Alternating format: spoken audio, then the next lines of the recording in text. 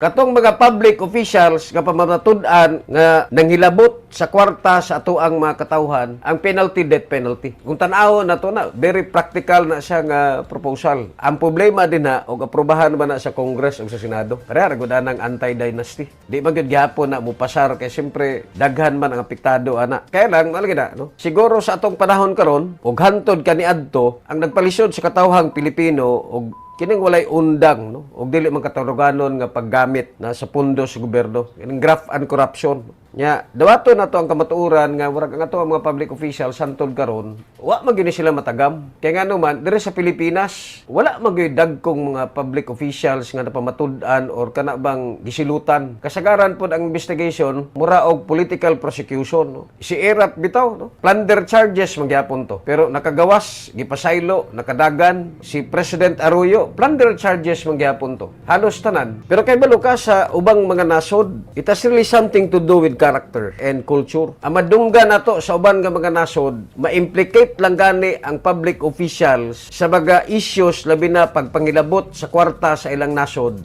Bisag wa pa investigation, nagharakiri na, nagpakamatay na. Pero dinhi sa ato ang nasod, dinagko na nga mga kwarta, ka-remember mo atong kwarta nga gisgutan kang Napoles, katong plunder charges kang Arroyo, plunder charges kang Estrada, daghanay na elect, daghanay ni sikat. Pero wala man tayo nakita nga resulta nga gitaral na priso para motagam ang ato ang mga public officials. Og tinuod gyud ning ato ang mga membro sa Congress or sa Senate, paboran nila ni. Katong mga public officials nga pamamatud-an nga nanghilabot sa kwarta sa ato ang mga katawhan, ang penalty, death penalty. Kaya nga naman, grabe, no? Kana bang ang ilahang gibuhat, gipatay nila ang kaugmaon sa ato ang nasod. Gihimo nilang kapital ang kwarta sa ato ang mga katawhan, gigisa ang katawhang Pilipino sa kagulingong mantika para sa ilahang kagalingon nga politikanhon nga interes. Tanaw na to. Og mugulong ba ni nga polisiya nga ang tanan nga mga public officials nga pamatud-an nga nagilabot og kwarta sa gobyerno, ang ilahang penalty, death penalty. Sigurado ko di gyud ni ma-approve. Pero magkaturanganon og angay nga suportahan ang naasoy nga balaod nun. Kay para makatagam nya siguro hinahinay nga naagay tinud-anay nga cleansing process. Nga makasiguro gyud ang katawhang Pilipino nga katong ilang mga public officials nga ilahang gi-elect nga supposedly mamahimong guardian sa katungod